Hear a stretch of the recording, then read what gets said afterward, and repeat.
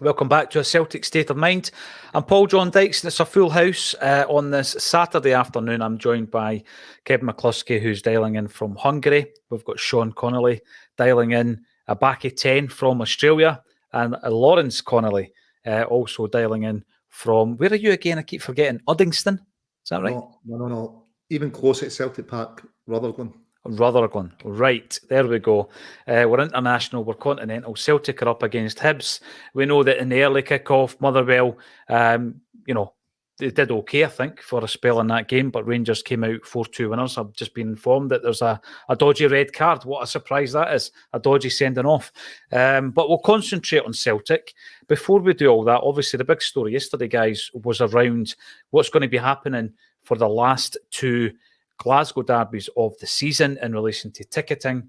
And of course, we now know that Celtic had pushed and approached Rangers. They'd pushed them for a return to the normal allocations, i.e. us having the full Broom loan when we go to Ibrox, and obviously the Rangers fans having their normal allocation when they come to Celtic Park. And they wanted to go back to that normal allocation due to the fact that the current situation did not suit Celtic, and it was all in relation to fan safety and also fan experience. You could probably throw in the safety of their staff as well. Rangers refused. Celtic then refused the Ibrox allocation and then decided that Rangers would not get an allocation for Celtic Park. So this has very much been driven by Celtic. I'm going to come to you first, Lawrence. What's your thoughts on this situation? Mate, I think we talked about it before the last time we went to Ibrox. I was surprised the stands were open. We're getting safety certificates. Not just Celtic fans are sustaining injuries almost every game. It's all away fans. Rangers haven't put up any safety netting. Goodness knows why. Maybe they can't afford it. Rumours are they don't have a lot of money. Who knows? I think it's the right thing. They can't keep our fans safe. Whether they'll be able to keep our staff safe or not, another matter. The broken bottle in Joe Hart's goalmouth. What was the excuse? CCTV wasn't working. But difference for bar cameras not working, The physio was a boy from corporate that hit him with a bottle, but believe he got convicted. The place isn't safe. You've got to wonder what the safety stewards are doing, what the police are doing, because it continuously happens there. And, Celtic have had to step in because the authorities refused to step in. This is the thing. Celtic have obviously generated this discussion and this dialogue, Kevin, because as Lawrence said, since this situation arose, and we'll get to the genesis of this issue, because obviously there's been a wee bit of rewriting the history in some of the media outlets I've noticed over the last 24 hours as to what caused this. But Celtic have had to push for this because nobody else was doing anything about it, Kev. Yeah, exactly. It's one of those ones where you just wonder where it all comes from, in a sense, why Rangers have done this in the first place.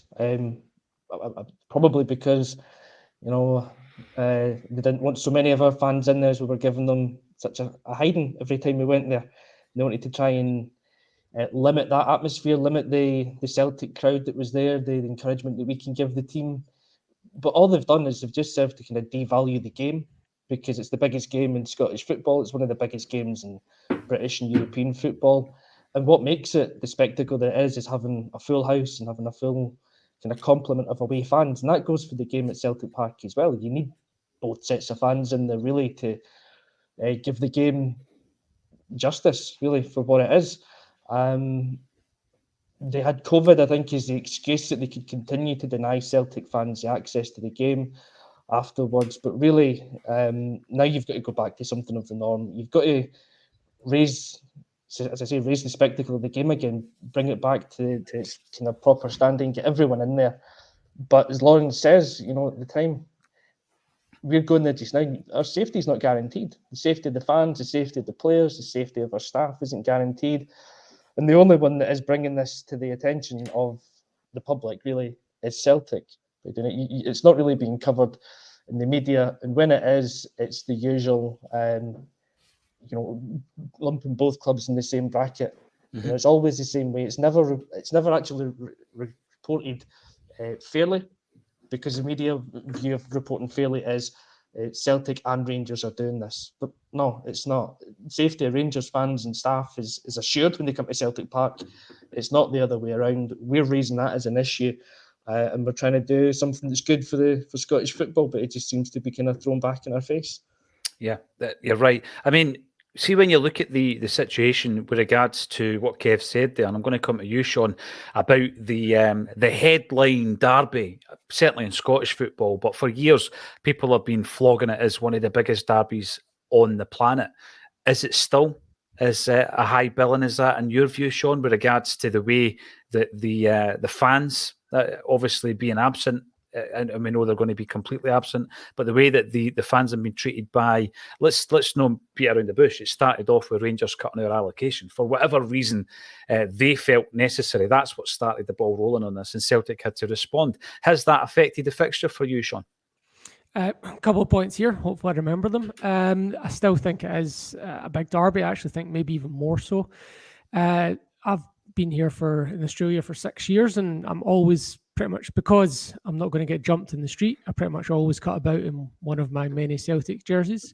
And there's been, in the last couple of months, a massive increase in people like stopping me to talk to me and just say, like, I'm on the Celtic, things like that. Some guy that looked like he was in his 40s or 50s, Aboriginal dude, wearing a basketball top, like just shouting him on the hoops from across the street. Like, it's really, the profile of Celtic is massively increased down here since Postecoglou came onto the scene, and since he's been doing well. On the point of what Kevin was saying about the media and their just embarrassing, sycophantic, both sides of the two sides of the same coin thing is utterly embarrassing and really shows them up for how bad they are, and just bootlicking. Don't want to actually call out anyone from Ibrox for what they are doing, and we all know. And even their own fans are trying to equivocate it away, saying like, "Oh yeah, they put us in the corner, etc., etc." The other point I picked up, Lawrence mentioned, what are the police doing? Well, I'm actually going to defend the police a tiny little bit here, because 2 times in very recent times they had, what was it, the banner that had weapons inside it that they confiscated.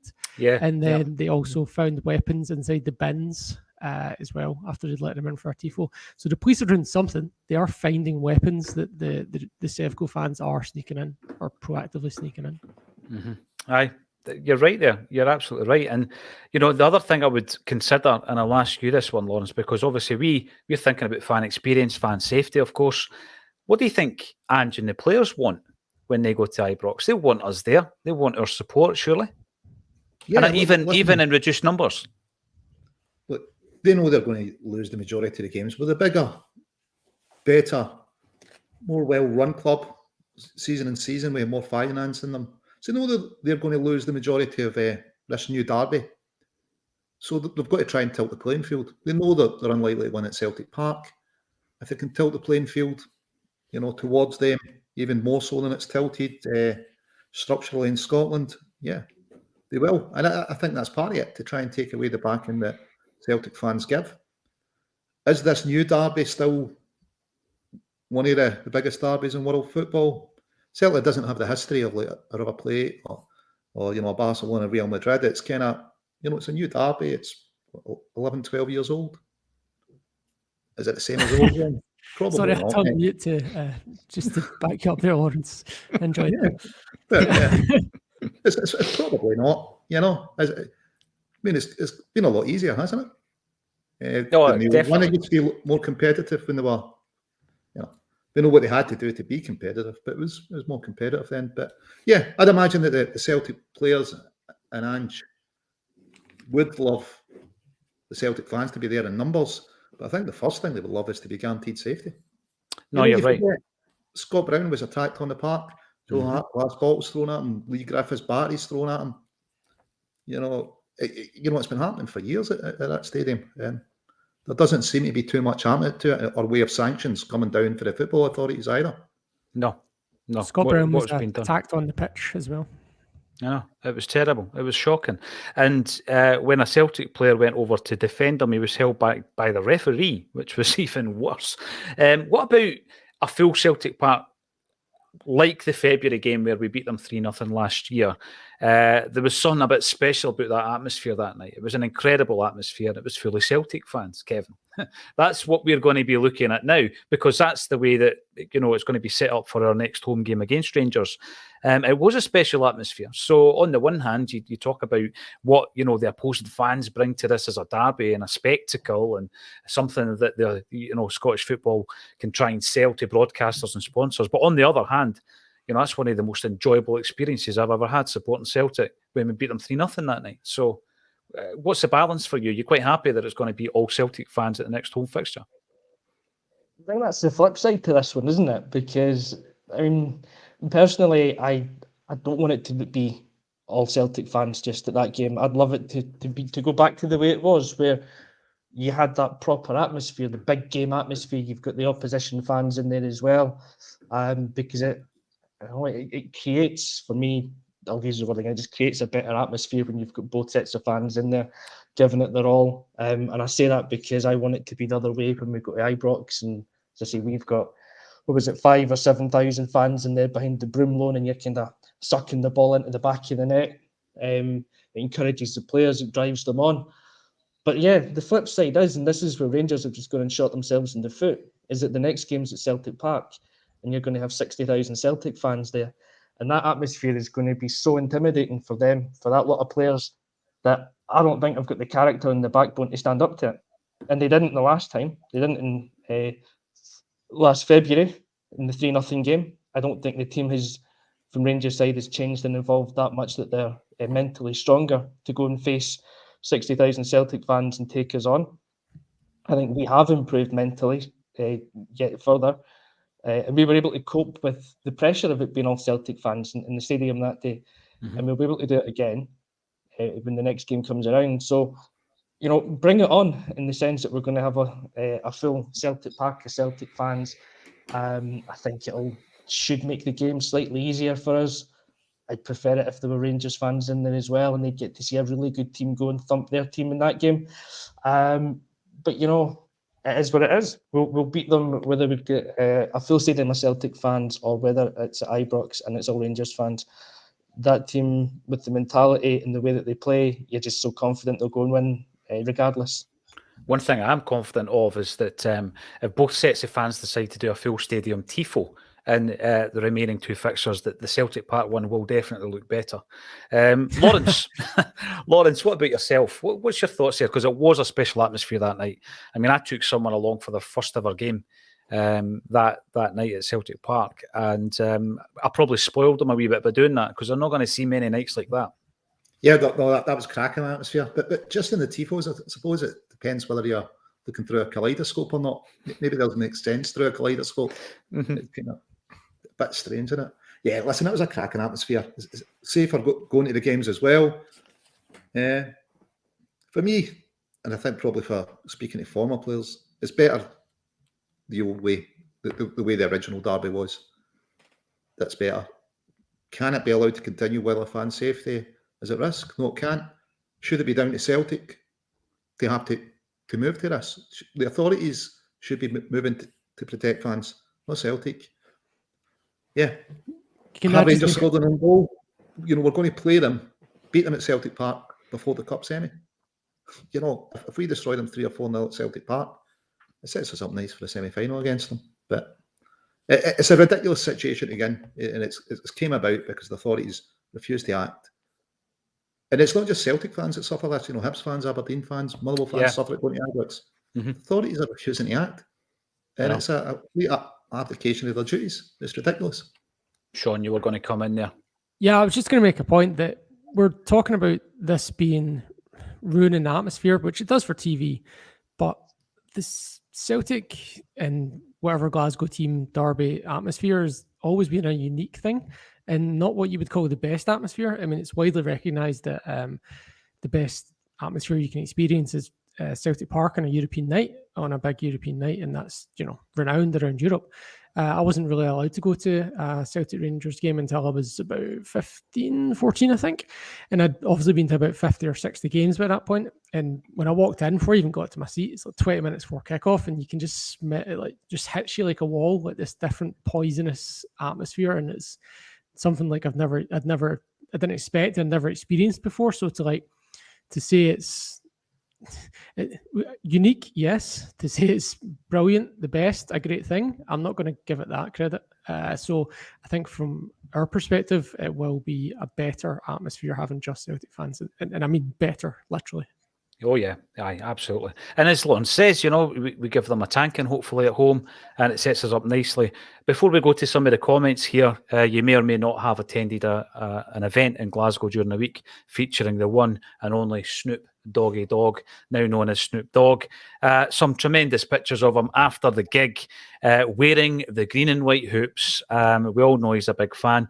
But the thing with Snoop, right? He's managed by his wife, and he's all about, the brand and having his name on various different types of products, etc. And I'm going to say it again. I've said it before. I think we really need to look at Hoopy the Hound, and we might, just remodel him on Snoop Dogg, call him Hoop Dog, and then he can come out onto the park, either to Gin and Juice or What's My Name, and we can get that tie-in with Snoop Dogg. Would you be all over that, Kev? Because I would. Oh, definitely. It's got to happen. Pitch that one to Celtic tonight, and we'll see what happens for the next home game. I know. It would need to be a different version of said tune, though, because I'm pretty sure the kids wouldn't really be up for some of the choice language of gangster rap in the early 90s. We're going to have a look at the team. Jungle Lions in. Another solid team selection again. And we've got a wee point here because Pinball, once I bring this up, we'll see this. But Ben Summers is on the bench. Are we running out of players? I don't think so. I think, there's other players that we could have chosen to sit on that bench. I think that's a forward-thinking choice to have Ben Summers on there. Kevin, come to you first on that one. He's an attacking midfielder, 18 years of age, been at the club for 11 years. Frightening that. And, Ange has spoken about trying to filter in some of the young guys into the squads. I mean, we could have had, I guess, we could have had Stephen Welsh maybe in there, although we do have a centre-half on the bench. We could have had James McCarthy in there if he's back for fitness. There's other players that could have sat on the bench, but I think it's good to have a youngster on there. Oh, it's definitely good to have a youngster on there. I think it's actually a bizarre comment to come out with, we're running out of players, when one of the criticisms that gets thrown at Ange, if the few that there are, is that he hasn't given enough young players a chance. There hasn't been enough players coming up through the youth system. Mm-hmm. So, when we finally put a young boy in the bench, it's a bit odd to have a comment like that come up. I think it's great to see him there. We all wanted to see Rocco Vata on the bench or get into the team a few months ago, and then he did when he came on against Hibs the last time we played them. Summers has had a pretty decent season by all accounts for the B team. I think he's got 5 goals, 3 assists in 22 games. So his record's pretty good. It seems as though he's someone that's deserving of a chance. And I'm going to stick my head to the side here as well. That works, Sean. That works perfectly. Yeah, there we go. There we go. That works just fine and dandy. So, I think it's great that he's there. I'd love to see him come on and get the last few minutes as well, just to see what he can do. Mm-hmm. And we've got to be encouraging the young boys, because one of the things, again, that we always say is that where's that progression? Where's the pathway from youth football to the first team? So we're giving Ben Summers the chance today. And if he can get on and get a few minutes, it's going to be great for his confidence and his development as one of the players coming through for the future. Aye, definitely. I mean, Lawrence, you look at and we've spoken about this as well, the amount of players we've got out on loan, a dozen players who may or may not have a future, many of them at Celtic Park. And here we are, we're introducing a young guy to the fray. And you kind of hope that if this goes to plan, because we're hoping that Celtic will win and hopefully comfortably with a few goals today, not count my chickens or anything, but at that stage in the second half, you introduce them into the fray and you give them some game time. There's been other young guys that have left, most notably Scott Robertson, who left this season, went down and joined Scott Brown down at Fleetwood. Lawrence, he just didn't get the game time. So I think it's important that somebody like Ben Summers is on there. Even if we had a couple of other more experienced players, there's nothing wrong with bringing in an 18-year-old for a game like this. Listen, I don't think he's been brought in because of his age. I think it's because of his ability. No, I think you have to be able to do it to get in Ange's team. Super excited to see him. I'm hoping he's getting at least 10 or 15 minutes. You'd expect 5 subs to be used. Who you'd expect to see? Haksabanovic, Abada, Turnbull, and hopefully Summers. So I think it's great. He's getting a chance. you know, we've got a wee bit of criticism for losing players because we don't give them a chance. You know, Ben Doak went to Liverpool, lost a few to Germany. Yeah. So Scott Robertson, I think he played a few games. He's a bit older than Summers. I just don't think it was going to work for Scott. Although I like what I saw him, but you know, Summers is someone that could have a long-term future. And to judge that, you've really got to get him on the park in the first team. And today's his opportunity. You're right. Gary Doona knows Celtic's youth teams very, very intimately. He knows them inside out. So he's come in to say, Hamilton boy, Ben Summers won't let us down if given the opportunity. And I would take that as gospel. So, yeah, I'm really looking forward to it. I'm also going to bring this one up. Yo, PJD, this is Stoned Outlaw 1888. And you're not an outlaw to Acsom. You're still welcome on the show. Sorry if I annoyed you yesterday. You never annoyed me. Listen, I've been called a lot worse than the wig, right? I've been called worse than that. I don't mind it.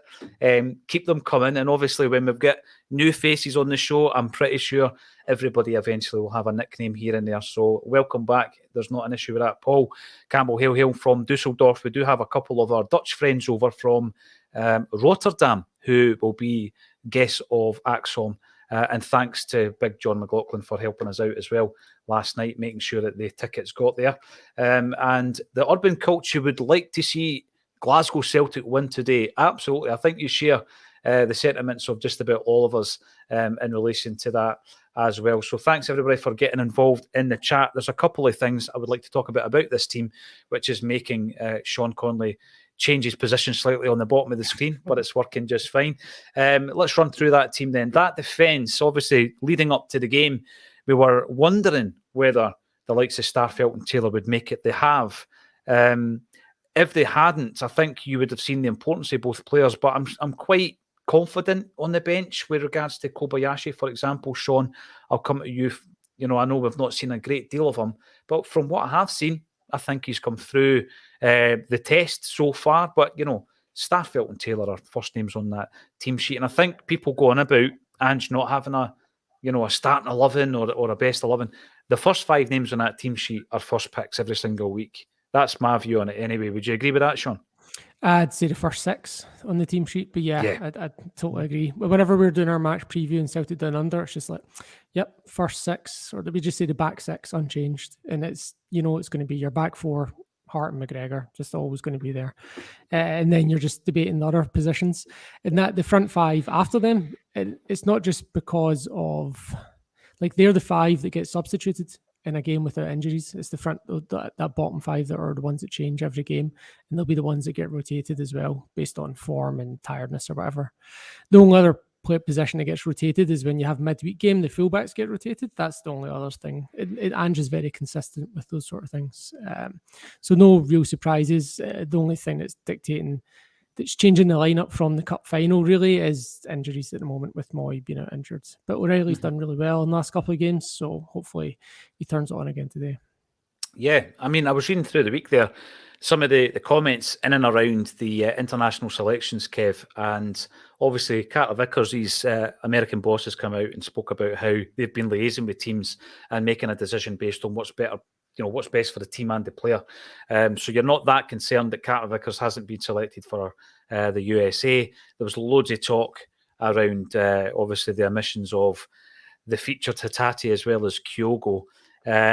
But Greg Taylor was someone that was also mentioned by Steve Clarke, and Steve Clarke's very unique, cryptic way, and it then started the rumor mill around injuries and what's he carrying and all this kind of stuff. Do you think it was Steve Clarke's place to say that in a press conference? No, not really. I mean, how do you deal with that if you're Steve Clarke? I don't think it's his place to stoke up any sort of rumours or speculation about why he's left a player out of his squad. I think he can just kind of bat that one off and say, look, I've picked a squad for these 2 games that I think is capable of winning. I've decided to leave Greg out, and that's it. And he doesn't have to say anything else, because what he's done is he says he's answered that in a really cryptic kind of manner. and it's opening up this little can of worms, and you're going, all right, what is it? Is it an injury? Is it a personal issue? Is there something else? Then Ange gets asked the question yesterday at his press conference, and he answers it straight, which is he's not injured. We've submitted all the relevant paperwork and documentation and details to Scotland, and they've decided not to pick him. So I don't really think it's Steve Clarke's place to kind of fan the flames in that one. He just has to bat it off and say, nah, I've gone with someone else for this game, and that's it. Leave it at that. Yeah. I mean, obviously, the Japanese manager was getting stick for there only being one player from the Scottish League in his squad. Steve Clarke's got 4 from the Scottish League in the Scotland squad. That seemed to have been lost through the furore of everything else that he created by mentioning that. But by the way, before I go on, as Sean quite rightly said, he is our special guest from Celtic Down Under. So there is the logo on the top right, changing from Acsom to Celtic Down Under. That is the guys that you should seek out on YouTube and on the socials as well. Get subscribing, liking and following. And I think it's three times a week now you're going out live, Sean. Monday, Tuesday, Wednesday. On a Monday midday-ish UK time, and then a little bit earlier on a Tuesday and Wednesday, usually about 9:30. Yep, so get on to Celtic Down Under, CDU. Moy is out, O'Reilly is in. How does that change the dynamic of that Celtic midfield? Lawrence Conley, I'll come to you for that one first and foremost. It's not going to change his style much. Moyes, you expect to see O'Reilly coming into the games. He's been doing a bit better recently. Moyes, maybe the surprise package of the season so far. Against Hibs, it should be enough. You know, you'd expect to see O'Reilly getting a few starts. Probably the player that probably benefits more than O'Reilly is Turnbull. I think Turnbull's probably got a chance of getting some game time, because if Moy had been fit and the form just now, it'd be him and O'Reilly you'd expect to get game time. Turnbull dropped out a bit, so it's maybe, you know, in a roundabout way benefiting Turnbull, because I wouldn't expect Moy to play the 90. I'd expect to see Turnbull come on at some point. But I think it's going to be much the same for the Celtic midfield. You know, we've got the fine style of playing, you know, and I think that's the beauty of Angie's system. Does it really matter who drops in and out of starting 11? Is it really going to change the style of play or the result? Probably not. You know, it's a testament to the work he's done with the squad and the team he's built.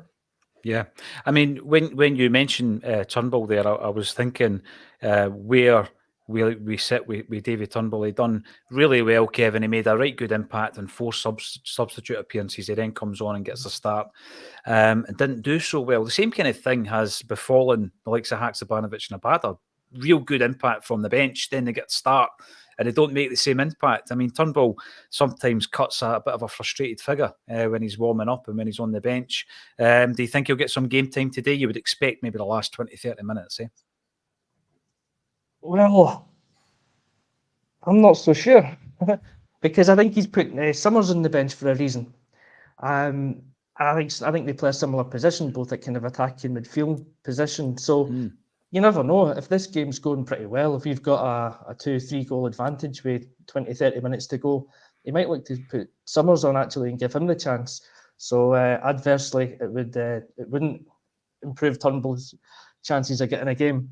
But it's an interesting point that you make there about some of the players that we've got that seem to be making the big impact coming off the bench. Turnbull being one, Haksabanovic, Abada being the others. And then when they get the start, they underperform. And there's maybe a couple of reasons behind that. It might be that they're actually just more the impact kind of player and coming on later on and the game suits them. Or it could be that they just need 2 or 3 games to get into a rhythm and then they'll start to get going. But the thing with this team is you don't get 2 or 3 games because, you know, there's someone just waiting to come in and take that place in the starting lineup if you don't perform straight away. So, it'll be interesting to see what does happen, what changes Ange does make as the game goes on. Yeah, it always is. I mean, we're getting the predictions coming in, as we always do pre-match. The Urban Culture is feeling very confident. A 5-0 win is in his thoughts. We've also got Joseph McGonigal going for 3-1, a more conservative guess. That's the only conservative kind of thing you're going to get on this podcast. And you've got K-Matsu, 4-0, reckons K-Matsu. You and Boy Martin, I love this prediction, 6-0 win. So I'm going to ask you guys, Kevin McCluskey, what's your prediction, mate? Going to go 3-0. 3-0 Celtic. Lawrence? We go 6-1. 6-1 Celtic. I love honestly, the confidence and positivity is oozing from the bottom left there. And Sean Conley all the way over in, you're going 4-0. Yeah, I'm going to say 3-0 Celtic. Let's go to the action. Thanks everybody for getting involved. If you enjoy what you see on A Celtic State of Mind, subscribe to us on YouTube. It's all free of charge, and give us a big thumbs up if you're watching this video as well. We'll see you at half time, where hopefully we can talk about a tremendous game of football in the first half. Thanks everybody for getting involved. Thank you to Kevin, Lawrence and Sean for joining me on A Celtic State of Mind.